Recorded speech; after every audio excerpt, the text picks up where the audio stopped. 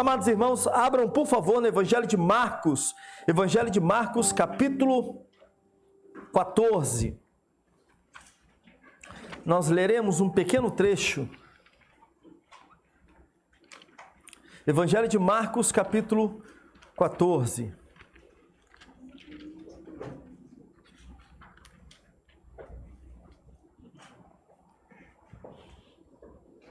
A partir do verso 22.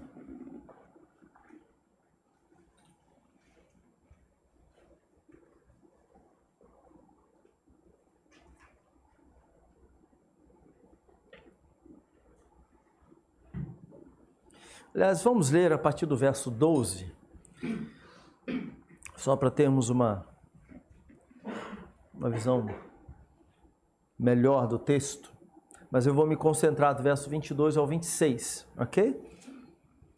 O texto nos diz assim: no primeiro dia da festa dos pães sem fermento, quando se costumava sacrificar o cordeiro pascal, os discípulos de Jesus lhe perguntaram: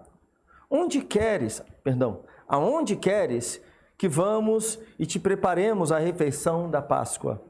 Então ele enviou 2 de seus discípulos, dizendo-lhes: entrem na cidade, e um homem carregando um pote de água virá ao encontro de vocês. Sigam-no e digam ao dono da casa em que ele entrar: o mestre pergunta: onde é o meu salão de hóspedes, no qual poderei comer a Páscoa com meus discípulos? Ele lhes mostrará uma ampla sala no andar superior, mobiliada e pronta. Façam ali os preparativos para nós. Os discípulos se retiraram, entraram na cidade e encontraram tudo como Jesus lhe tinha dito, e prepararam a Páscoa. Ao anoitecer, Jesus chegou com os 12. Quando estavam comendo, reclinados à mesa, Jesus disse: digo-lhes que certamente um de vocês me trairá, alguém que está comendo comigo. Eles ficaram tristes e, um por um, lhe disseram: com certeza não sou eu. Afirmou Jesus: é um dos 12, alguém que come comigo do mesmo prato. O Filho do Homem vai, como está escrito a seu respeito. Mas ai daquele que trai o Filho do Homem. Melhor lhe seria não haver nascido. Enquanto comiam, Jesus tomou o pão, deu graças, partiu e deu aos discípulos, dizendo: tomem, isto é o meu corpo. Em seguida, tomou o cálice, deu graças, ofereceu aos discípulos e todos beberam. E lhes disse: isto é o meu sangue da aliança, que é derramado em favor de muitos. Eu lhes afirmo que não beberei outra vez do fruto da videira, até aquele dia em que beberei o vinho novo no reino de Deus. Depois de terem cantado um hino, saíram para o Monte das Oliveiras. Amém. Vamos orar. Pai, em o nome de Cristo Jesus, é em nome de Cristo que nos aproximamos da Tua Palavra. Nosso coração se enche de reverência, de temor e de tremor. O meu coração se enche de reverência, de temor e tremor.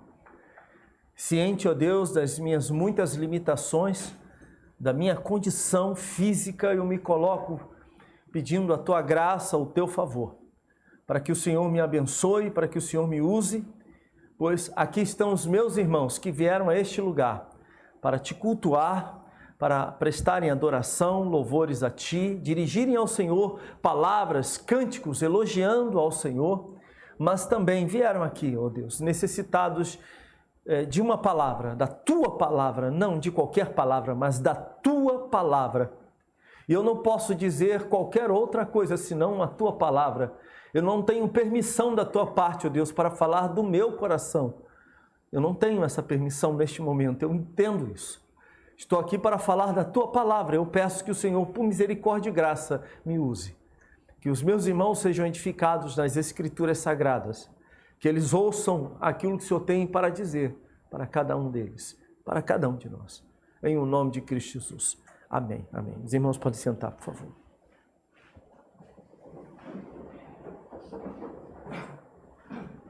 ajuda, Jesus, meu irmão.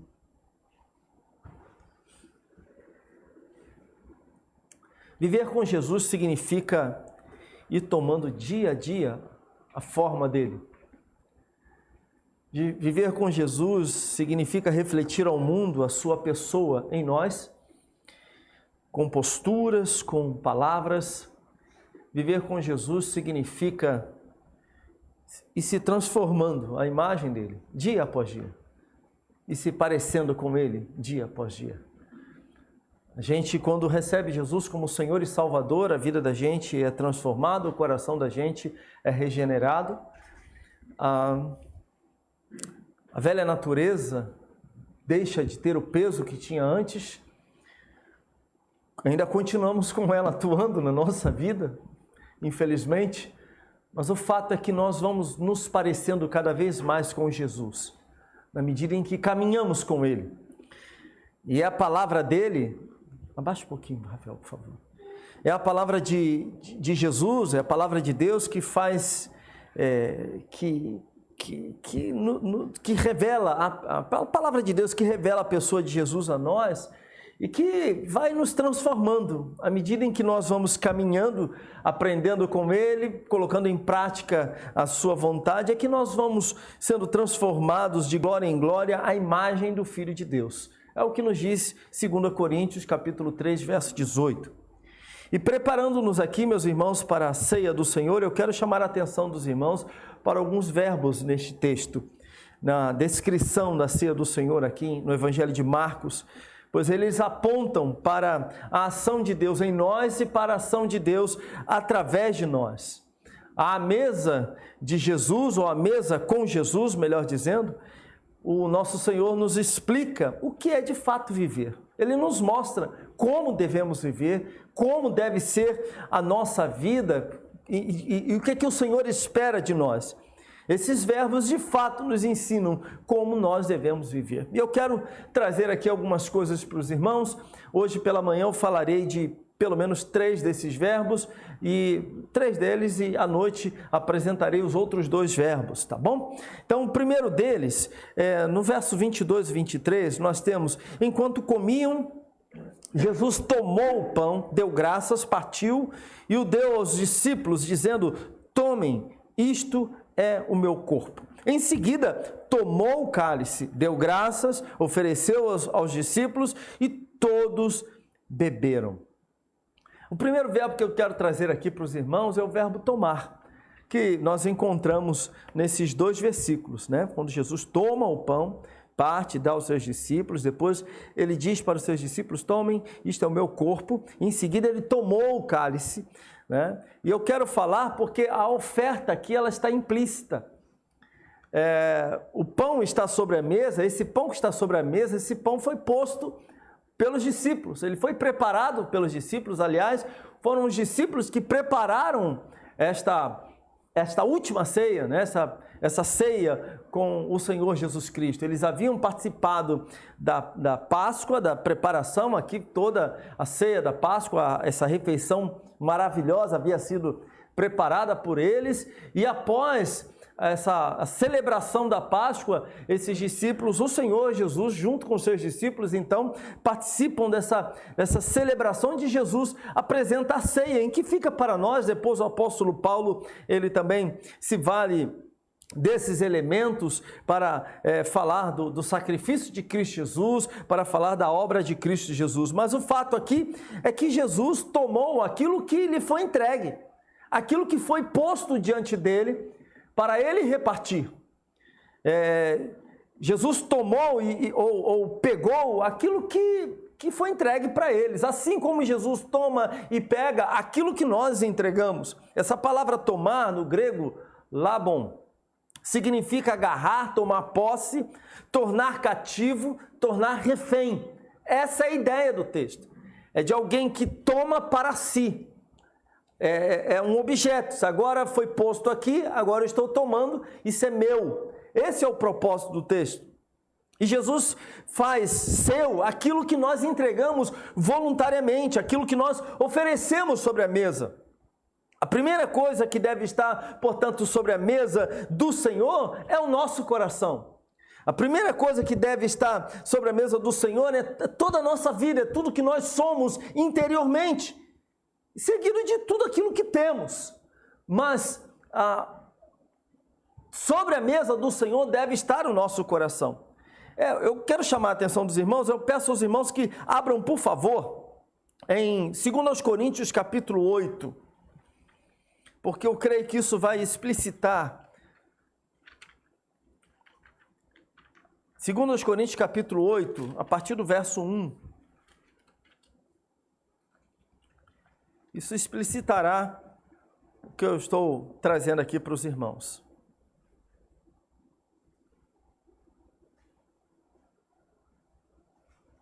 O texto nos diz assim: agora, irmãos, queremos que vocês tomem conhecimento da graça que Deus concedeu às igrejas da Macedônia. No meio da mais severa tribulação, a grande alegria e a extrema pobreza deles transbordaram em rica generosidade. 2 Coríntios, eu falei primeiro? Não, 2 Coríntios capítulo 8, beleza? No meio da mais severa tribulação, a grande alegria e a extrema pobreza deles transbordaram em rica generosidade. Pois dou testemunho que eles deram tudo quanto podiam, até além do que podiam. Por iniciativa própria, eles nos suplicaram insistentemente o privilégio de participar da assistência aos santos. Nós estamos falando de irmãos que estavam vivendo em situações difíceis, mas quando tomaram conhecimento da situação dos irmãos em Jerusalém, falaram assim: olha, vamos atendê-los, vamos fazer alguma coisa por eles. E esses irmãos que tinham muito pouco, que também estavam passando por muitas dificuldades, esses irmãos abriram daquilo que tinham, pegaram daquilo que tinham e compartilharam com outros irmãos. Isso é algo extraordinário. Isso era visto constantemente no meio do povo de Deus. E o texto no verso 5 continua. No verso 4 ele diz que eles insistiram em participar. Eu fico imaginando aqui o apóstolo Paulo dizendo o seguinte: olha, não, meus irmãos, vocês já estão passando por muitas dificuldades, sabemos que a vida não está difícil para vocês, e eles, não, toma aqui e leva isso aqui, leva para os nossos irmãos. E aí no verso 5, e não somente fizeram o que esperávamos, mas entregaram-se primeiramente a si mesmos ao Senhor e depois a nós pela vontade de Deus. Meus irmãos, no contexto aqui de 2 Coríntios capítulo 8, esses irmãos macedônios deram generosamente para atender necessidades de pessoas que estavam vivendo em extrema pobreza, como eu falei. Mas notem que no verso 5 diz que mas se entregaram-se primeiramente a si mesmos ao Senhor. Esse primeiramente não indica prioridade de tempo, mas indica acima de tudo a importância. A doação de si, portanto, teve precedência da doação das demais coisas. Notaram isso? Que aquilo que eles eram, o que eles tinham no interior, teve precedência das demais coisas, daquilo que eles tinham, daquilo que eles possuíam. E o que eu quero trazer aqui para os irmãos é que assim também deve ser na nossa vida. Nós podemos entregar muitas coisas para Deus. Nós podemos fazer muitas coisas para Deus. Nós podemos servir na casa de Deus, podemos tocar na casa de Deus, podemos cantar na igreja, podemos ajudar na escola bíblica infantil, podemos servir ao Senhor e a obra de Deus necessita disso, de homens e mulheres que coloquem suas vidas à disposição do Senhor. Se você não tem feito isso, eu quero encorajá-lo a fazer, porque isso tem a ver com a nossa vida como salvos. Não é concebível Alguém que teve um encontro verdadeiro com Cristo Jesus, não se dispor, não se colocar à disposição para a obra de Deus. É estranho, não combina com a vida de um salvo, alguém que foi alcançado pela graça, não fazer a obra de Deus. Não combina. Deus não nos chamou para ficarmos sentados no banco da igreja, numa cadeira confortável da igreja, ouvindo um pastor pregar ou canções sendo entoadas. Deus não nos chamou apenas para isso. Nós somos discípulos do Senhor Jesus. Somos sal da terra e luz do mundo. Somos obreiros do Senhor. Deus colocou diante de nós tarefas importantes. E o que é que nós temos feito? Depois de ter chutado a canela de vocês por alguns instantes,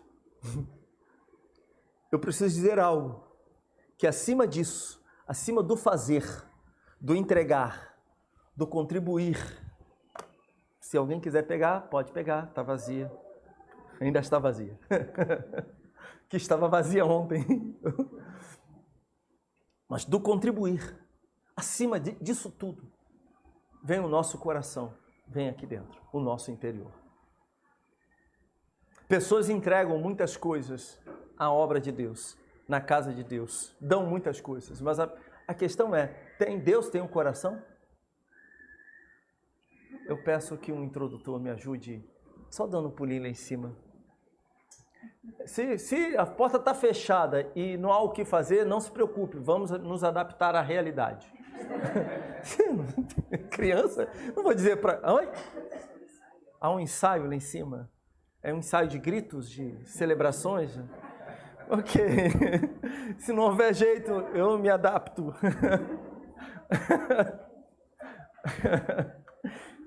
Mas, onde estávamos? Ai, Jesus. Bom, o fato é que o nosso interior, o nosso coração, ele deve vir antes de tudo aquilo que nós podemos entregar para Deus, materialmente, fisicamente.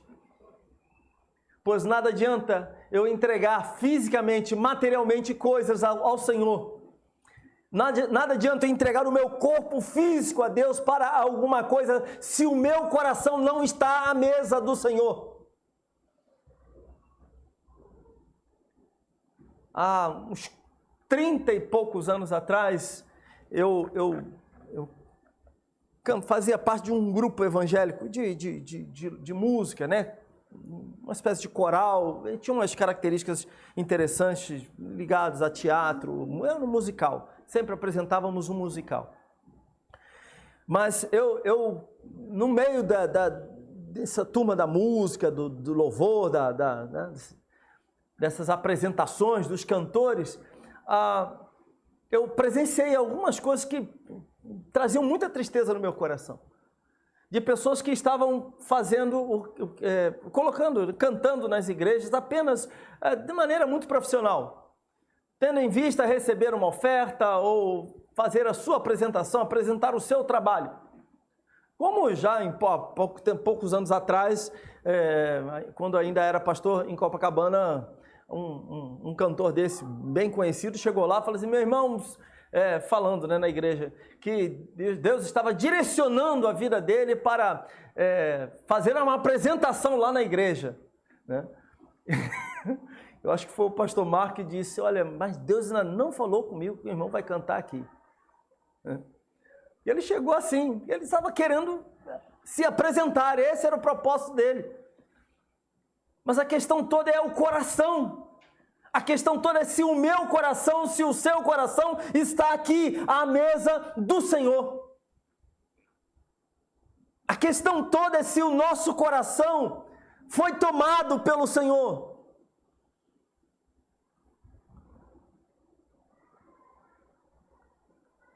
Aquilo que nós damos ao Senhor, meus irmãos, o Senhor toma e Ele abençoa. Mas nós precisamos lembrar que a doação do nosso coração deve ter precedência das demais coisas. E eu lembrei aqui que eu dei um salto aqui, né? Pulei de assunto, mas eu quando estava cantando esse grupo, um indivíduo, um cantor desse, conhecido na época, era bem conhecido, ele chegava e falava, não, eu tenho que dar meu dízimo está atrasado. Eu falei, então dá o seu dízimo. Não, mas eu preciso saber qual é a cotação, quanto está a poupança, quanto está dando a poupança. Eu falei assim, como assim, quanto está dando a poupança, meu irmão? Não, é porque eu tenho que fazer, ajustar, colocar aqui como... Eu falei, como assim, mas o teu dízimo não é valor X? Não, mas eu atrasei uma semana, eu preciso colocar isso direitinho, não posso roubar a Deus. Então, eu parei, olhei para ele, falei, cara, isso não tem sentido o que você está fazendo. Mas depois eu fui entender o sentido. Porque ele vivia uma vida promíscua. Ele vivia uma vida promíscua. Ele cantava na igreja, ele fazia lá aquelas coisas, emocionava muita gente, porque a voz dele era belíssima. Mas o coração dele não estava em Deus, e para aplacar isso, para tentar diminuir a culpa sobre a sua vida, ele entregava, ele fazia questão de dar os juros do dízimo. Como se Deus olhasse para isso. Como se Deus, no final das contas, estivesse se importando com isso. Porque, na verdade, o que Deus deseja de nós, o que Deus mais deseja de nós é a nossa vida. É o nosso coração.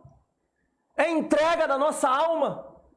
É o quanto do nosso interior está na mesa do Senhor. A mesa do Senhor, aliás, se a nossa vida está à mesa do Senhor. Porque no tocante ao Evangelho eu não posso entregar apenas uma parte da minha vida. Ou eu entrego tudo, ou Deus não tem nada de mim. Ou eu sou todo de Cristo, ou não tenho nada dele na minha vida. No entanto, o mais importante, especialmente no contexto da ceia do Senhor, é que Cristo voluntariamente tomou sobre si os nossos pecados e as consequências dos nossos pecados para nos salvar e nos santificar para Deus. Isaías capítulo 53, versos 4 a 6, diz assim: certamente ele tomou sobre si as nossas enfermidades e sobre si levou as nossas doenças, contudo nós o consideramos castigado por Deus atingido e afligido, mas ele foi transpassado por causa das nossas transgressões, foi esmagado por causa das nossas iniquidades. O castigo que nos trouxe a paz estava sobre ele, e pelas suas feridas ou pisaduras, na revista atualizada, fomos curados.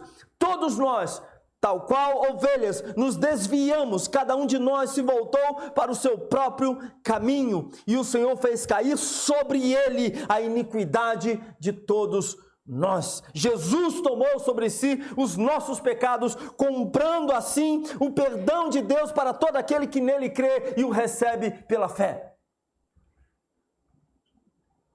Jesus tomou a nossa morte para que pudéssemos tomar a vida dele, no caso, a sua vida, a expiação, e depois reparti-la, e o que a gente fala aqui de evangelização. E é isso que nós celebramos na ceia.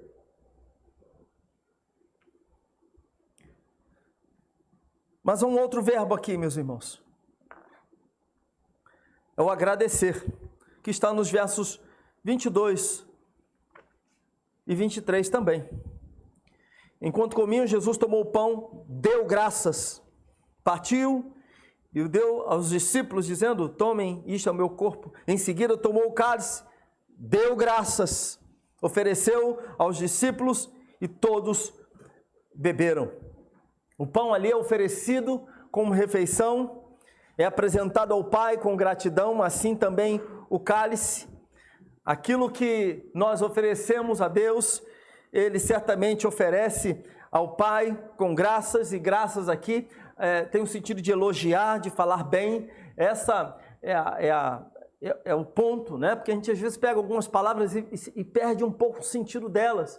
Dar graças ao Senhor é, Senhor, obrigado por isso aqui é maravilhoso, obrigado por estas bênçãos, né? Quando você é abençoado, então Deus abre uma porta de emprego para você, você dá graças ao Senhor. De manhã, no seu café da manhã, você faz isso ao Senhor, você agradece a Deus pelo pão, pelo leite, pelo café que você tem ali à sua frente, pela refeição que você tem à frente, assim também no almoço, na janta. Eu espero que todos tenham essa preocupação, né? Tenhamos essa preocupação. No final do mês está lá o seu dinheirinho, não importa se é algo que seja um grande salário ou se é um salário, mas dê graças ao Senhor, louve o nome do Senhor. Eu creio que isso é bastante importante para nós. Abrimos lá no seu smartphone, abre lá no banco, né? Entrou o salário, Senhor, eu te dou graças por isso aqui, eu te dou graças. Isso aqui é fruto da tua graça, do teu amor, da tua misericórdia. É o Senhor que tem sustentado a minha vida. Dê graças ao Senhor.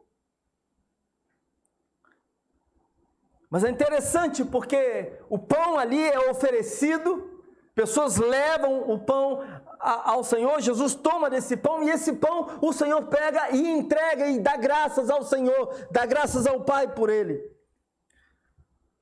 Se o primeiro verbo tomar, né, nos ensina que devemos entregar de coração o que somos e o que temos, e devemos fazer isso ao Senhor.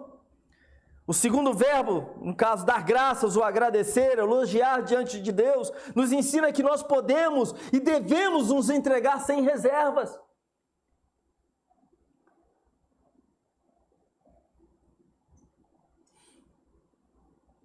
E aqui eu quero trazer um ponto.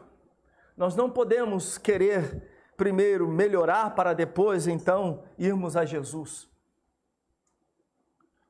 Isso porque não há nada que a gente possa fazer para melhorar o que temos e o que somos. Entenda o que eu estou dizendo. A Bíblia diz que a nossa justiça é como trapo de imundícia. Compreende? Isaías capítulo 64, verso 6. Então, ao estar diante de Cristo Jesus, você, cada um de nós, por nós mesmos, sozinhos, não temos o que melhorar. A nossa justiça própria não nos salvará. O que nós fazemos, se Cristo não agir na nossa vida, não tem valor algum. A nossa justiça terá que vir do próprio Cristo, segundo Coríntios capítulo 5, verso 21, diz isso. Há uma expressão, né? Deus ajuda a quem cedo madruga, não é isso?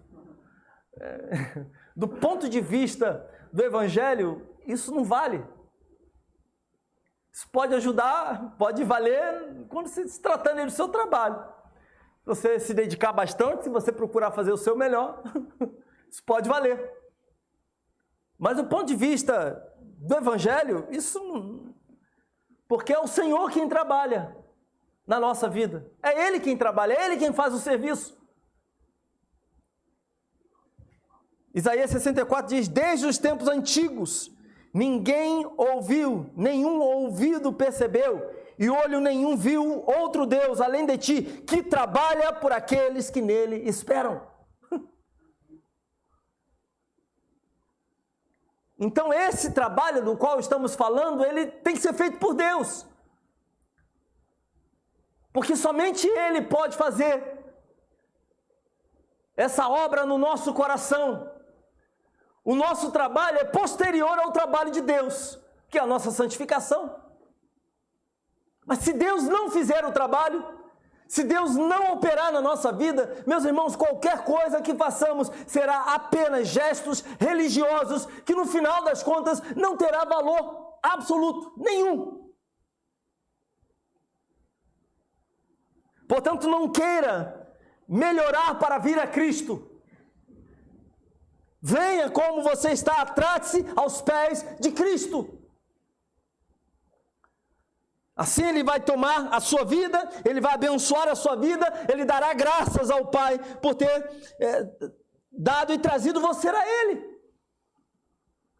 Jesus vai te santificar, Jesus vai te salvar, Ele vai te santificar. Tudo que nós precisamos fazer é nos dar a Ele com fé. O apóstolo Paulo, Romanos capítulo 1, verso 17, porque no Evangelho é revelada a justiça de Deus, uma justiça que do princípio ao fim é pela fé. Como está escrito, o justo viverá pela fé. Portanto, venha como estás e com o que tens, e o Senhor vai cuidar do resto. Agora, isso não significa que uma vez que nos chegamos a Deus como estamos e somos tratados por Deus, haveremos de permanecer do mesmo jeito. Porque não é assim. Nós devemos... A questão é, venha como estás, mas entenda, você não viverá, não ficará do mesmo jeito. Porque o seu coração haverá de ser transformado. Então, viver é ser abençoado por Jesus quando pela fé o deixamos tomar para si a nossa vida. E a terceira coisa que eu quero trazer aqui com os irmãos está no verso 22, quando fala que ele partiu o pão, né?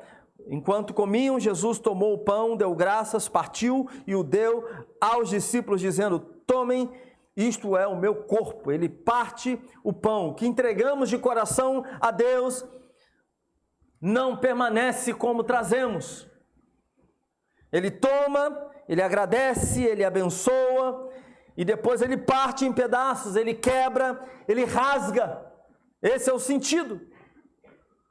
Assim também o Senhor quebra o nosso orgulho, a autoaprovação, a vaidade, tudo isso está diante do Senhor, a nossa justiça própria, as obras da carne, as distorções da autoestima.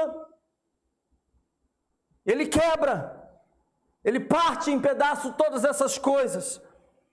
Por quê? Porque Ele quer que nós venhamos produzir frutos para a sua glória. Logo, Cristo não pode deixar a nossa vida da mesma maneira.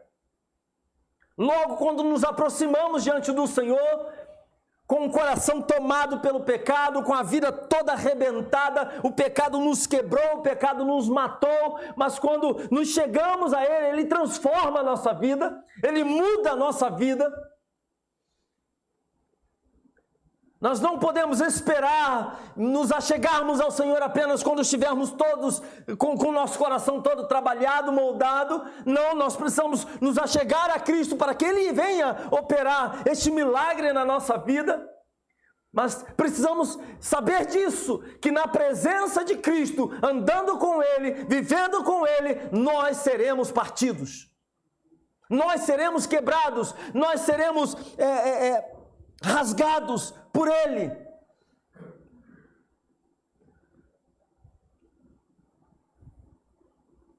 O venha como estás não implica ou não significa ficar do jeito que estamos, como estamos.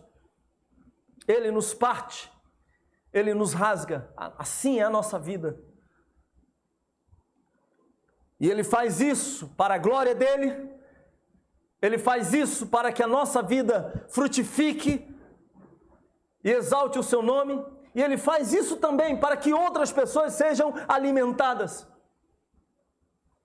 Porque a nossa vida precisa ser partida, o nosso coração precisa ser partido.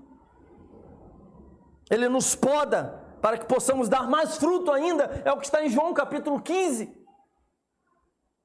Nós somos quebrados, a nossa vaidade é quebrada, o nosso orgulho é quebrado, o nosso coração, na presença de Cristo, na mesa de Cristo, ele é rasgado. Então, meus irmãos, servir a Deus não significa ter uma vida tranquila, suave, como é uma expressão muito comum nos nossos dias. Como é que está, meu irmão? Suave. Vida cristã não é suave. O que pregam aí fora em muitos lugares, venha para Jesus e tudo na sua vida será maravilhoso. Isso é uma mentira. Isso é uma mentira. É uma heresia. A nossa vida diante de Deus, uma vida realmente santificada, uma vida ante a mesa de Cristo, uma vida que está diante do Senhor, uma vida assim, meus irmãos, implica em tribulação, angústia, por vezes em agitação de coração. Essa é a nossa vida. Nós estamos em constante guerra. A nossa luta não é contra a carne ou sangue, é contra principados e potestades. O inimigo, ele não fica feliz quando alguém anda segundo a vontade de Deus, quando alguém caminha nos preceitos do Senhor, segundo os mandamentos do Senhor. O inimigo não fica satisfeito se você rende ou rendeu a sua vida a Cristo. Ele fará de tudo para que você não frutifique. Ele fará de tudo para atrapalhar a sua jornada de fé. Ele não poderá arrancar do seu coração aquilo que Cristo fez na sua vida. Ele não tem poder para isso. Mas Ele tem poder para fazer você menos produtivo no reino de Deus. Se Cristo verdadeiramente te salvou, Ele não tem poder para arrancar do seu coração a salvação. Mas Ele pode tornar você um salvo, sabe como? Menos produtivo. Alguém cambaleante na vida espiritual.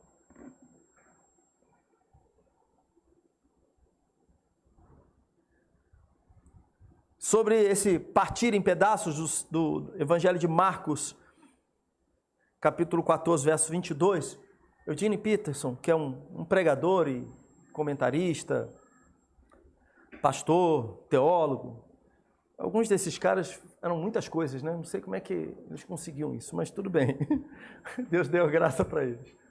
Mas ele escreveu o seguinte: esse partir torna impossível entender nossa participação na salvação como uma vida de serenidade imperturbada, sem sofrimento, uma vida protegida de perturbação, privilegiada, isenta de dor, humilhação e rejeição.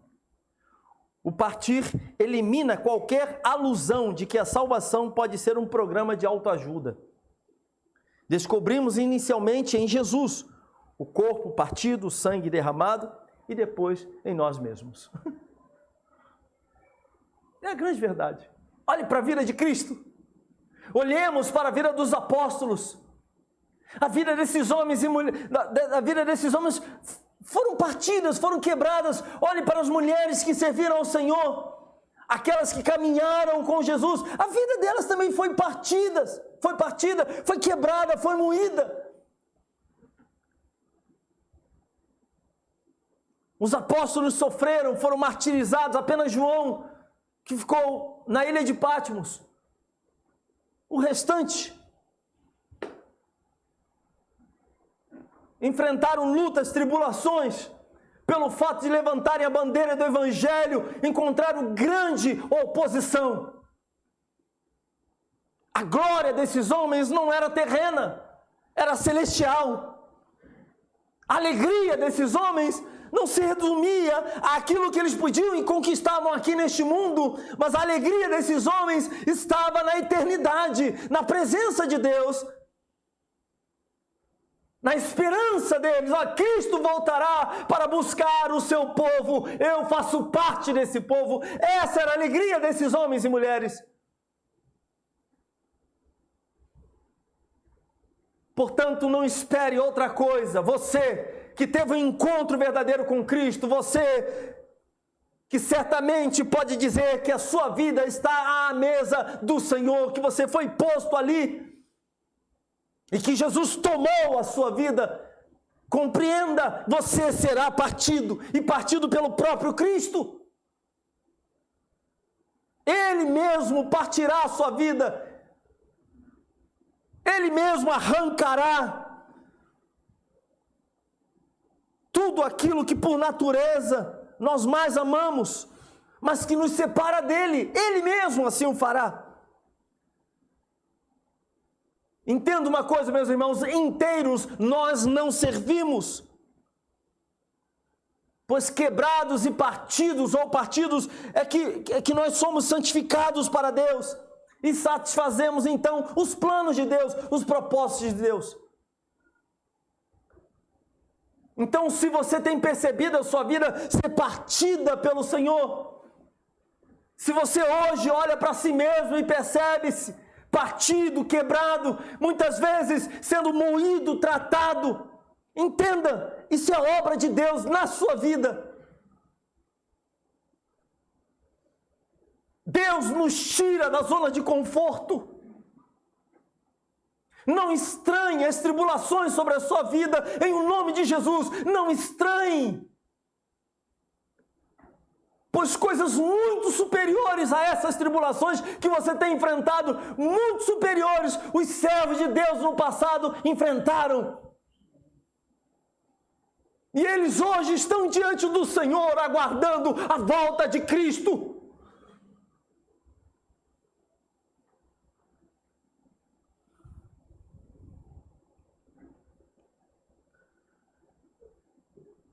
Viver significa ser partido por Jesus.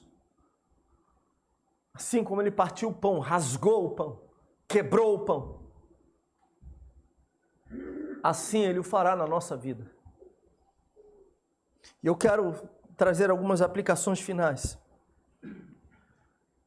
Primeira coisa que deve estar sobre esta mesa hoje é o nosso coração, seguido de tudo aquilo que somos e temos. Quem rendeu verdadeiramente o seu coração diante do Senhor, tem Ele aqui. E quem rendeu verdadeiramente o seu coração, entrega tudo para Deus. Tudo que você é e tudo que você tem pertence ao Senhor.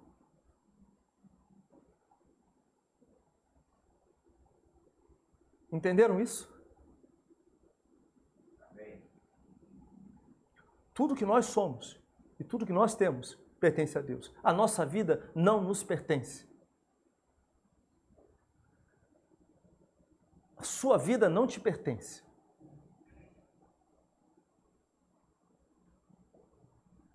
Isso é uma coisa que às vezes me traz um profundo incômodo.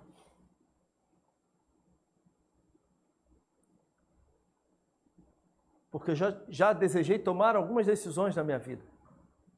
E fui barrado por Deus. É como se Ele dissesse para mim: Evandro, você está lidando com o quê? Você está achando que você se pertence?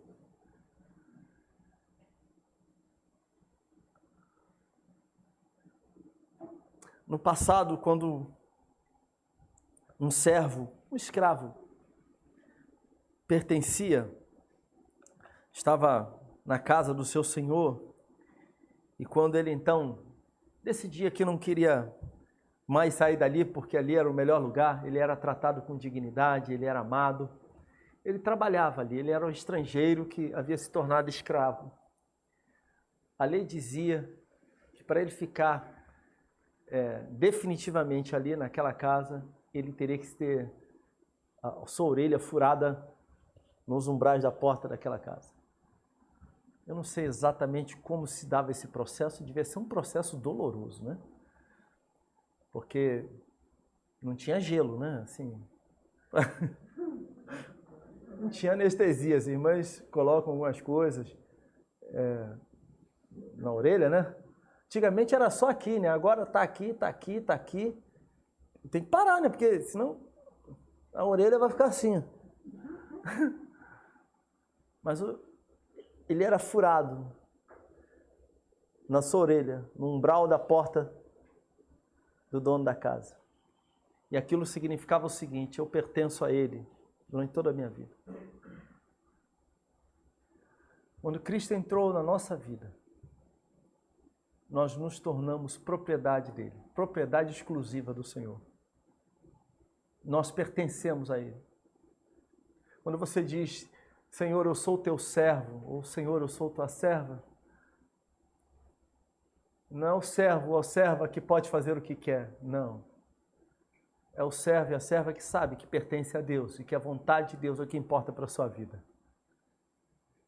Portanto, você não pode fazer o que vem na sua cabeça. Ontem conversava um pouquinho com o João Paulo, estávamos lá, e o Rodrigo também, né, Rodrigo?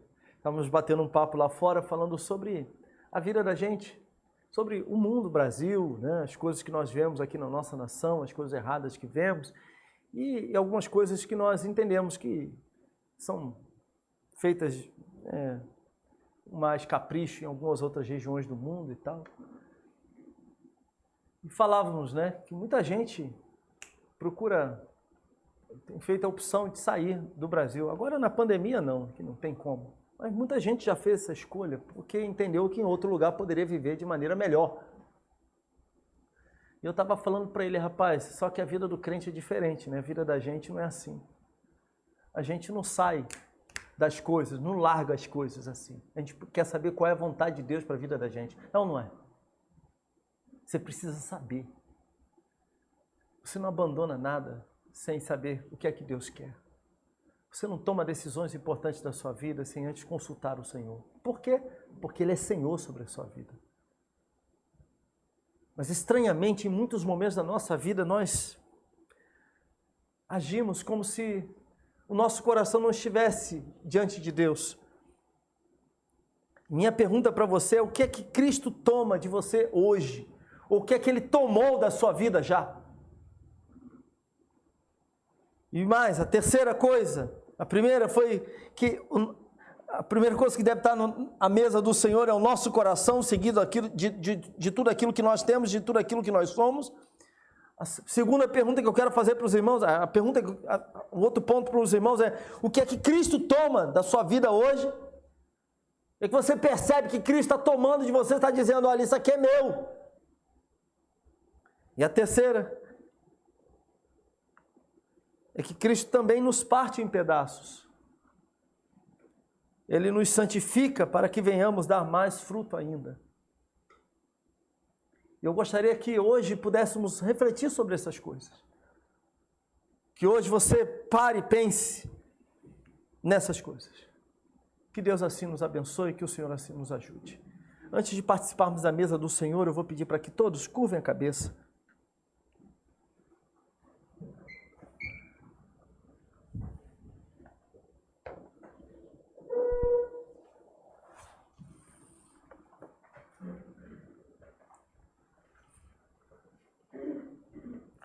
Curva a sua cabeça. Eu quero perguntar para você, hoje.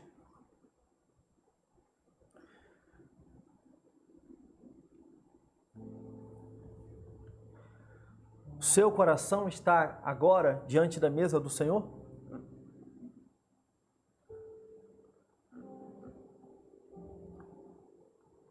Você já tomou a vida de Jesus para si?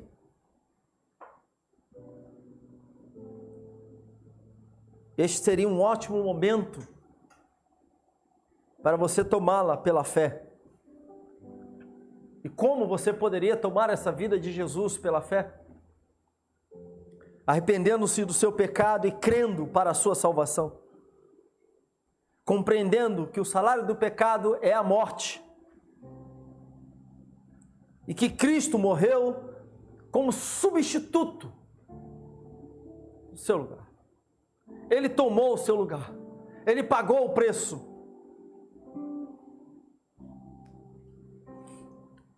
Agora, você já creu para a salvação? Se você já creu, então você precisa continuar entregando-se a si mesmo, de coração ao Senhor.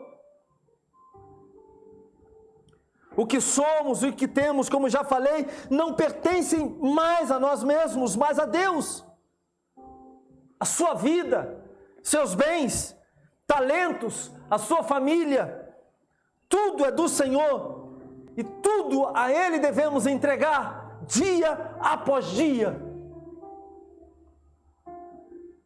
Não basta um dia ou no dia da nossa conversão falarmos: Senhor, a minha vida te pertence, está tudo aí, e não falamos mais nisso.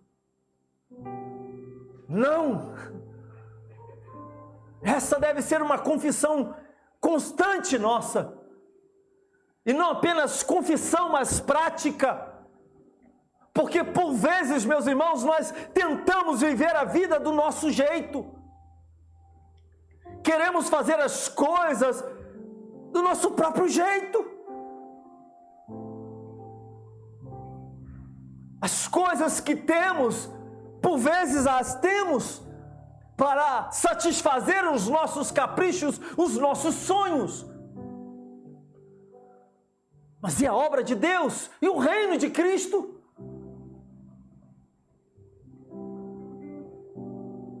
Muitos com talentos, com habilidades, que colocam o seu bel prazer, mas a questão é o reino de Cristo. O que é que nós temos feito no reino de Cristo? Mas sobretudo nosso próprio coração.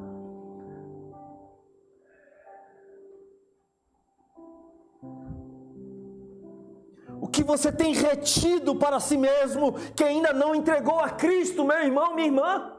Pense nisso, o que é que você tem retido? Compreenda, você foi salvo pela graça, o seu coração foi transformado, hoje você é um servo de Deus, você é uma serva do Senhor, hoje nós temos um dono, o nome dele é Jesus. E se você foi salvo, isto não lhe pesa o coração, mas é motivo de alegria. Pesa o coração esta expressão, eu tenho um dono, quando alguém ainda não foi salvo pelo Senhor. Quando alguém tem como o próprio Deus a sua própria vida, o seu próprio coração, a sua própria vontade, o seu próprio eu. Mas aquele que se abandonou na cruz do Calvário, aquele que foi salvo, aquele que tem consciência do seu próprio coração, aquele que olhou para si mesmo e falou, eu estou perdido, eu preciso de Cristo. Aquele que chegou em algum momento ao entendimento de que estava morto e que, portanto, precisava de vida e correu para os pés de Cristo. Aquele que foi regenerado, tocado em seu coração, Espírito Santo o convenceu da justiça, do pecado e do juízo. Esse diz com alegria, eu tenho um dono e o nome dele é Jesus. Eu sou o servo dele, eu sirvo a ele, a minha vida é dele, eu pertenço a ele, tudo que eu tenho é dele. Eu sou teu, Senhor, eu sou teu. A minha vida é tua, Senhor, aleluia. O que seria de mim sem o Senhor? O que seria da minha vida sem Cristo na minha vida, sem Cristo no meu coração? Obrigado, ó Deus, pois hoje eu sou teu, eu pertenço a ti, a minha vida é tua, ó Deus. Faz da minha vida aquilo que está no teu coração.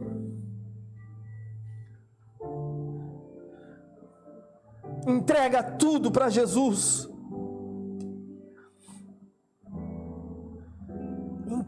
Entrega tudo para Jesus, que tudo esteja diante da mesa do Senhor hoje.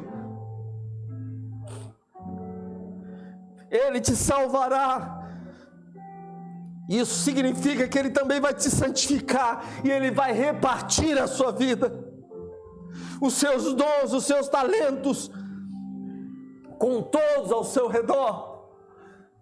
Pessoas serão abençoadas através da sua vida. Mas antes de abençoar vidas, Ele vai quebrar você. Ele vai tirar de você aquilo que está errado. Ele vai lhe trazer profundo incômodo. Ele vai remover da sua vida, vai tratar o seu orgulho, a sua vaidade.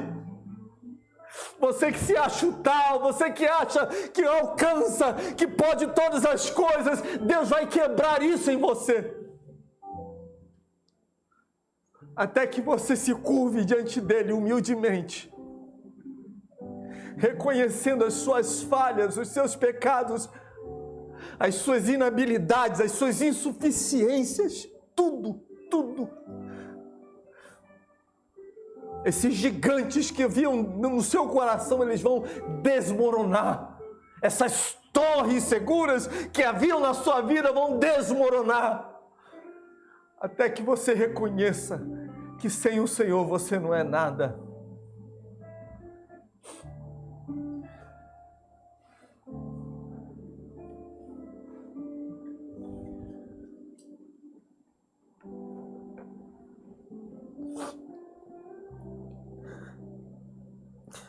Vamos dobrar os nossos joelhos neste momento. Dobre os seus joelhos, por favor.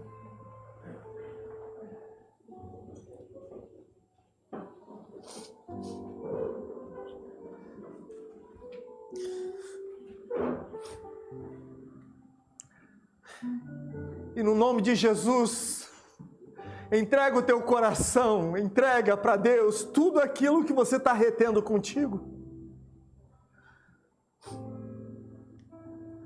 Diga para Deus: Senhor, aqui está a minha vida, Senhor, aqui está a minha vida, o meu coração. Até então eu tenho planejado o meu futuro, eu tenho procurado fazer tudo.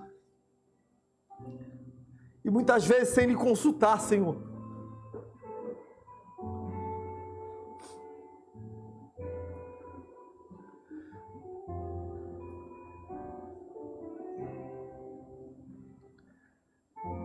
E se você tem percebido o seu coração ser partido nesses dias, se você tem se percebido moído, quebrado aos cacos,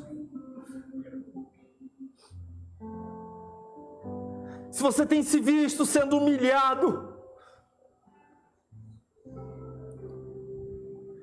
peça ao Senhor: Senhor, tenha misericórdia da minha vida. Se a tua mão está sobre a minha vida, ó Pai amado, ensina-me a passar por tudo isso, pois eu sei que o Senhor tem bons pensamentos ao meu respeito. Sabemos, ó Pai, que o Senhor trabalha na nossa vida. Há momentos em que o Senhor nos engrandece, sim. Há momentos em que o Senhor realiza maravilhas, sim. Mas nós sabemos que nós precisamos desse partir na nossa vida. Precisamos que o nosso coração seja moído, tratado pelo Senhor. Então, ó Pai, eu te peço em nome de Cristo, venha sobre os meus irmãos neste momento.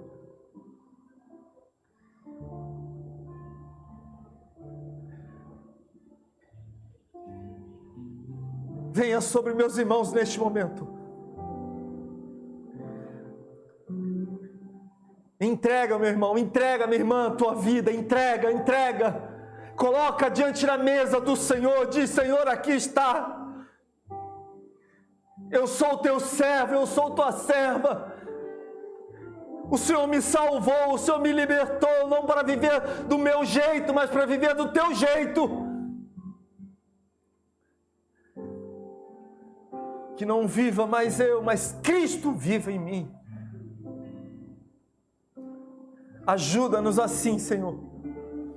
Tenha misericórdia de cada um de nós, ó Deus. Tenha misericórdia de cada um de nós. Assim oramos, em o nome de Cristo Jesus. Amém. Amém. Fiquemos de pé.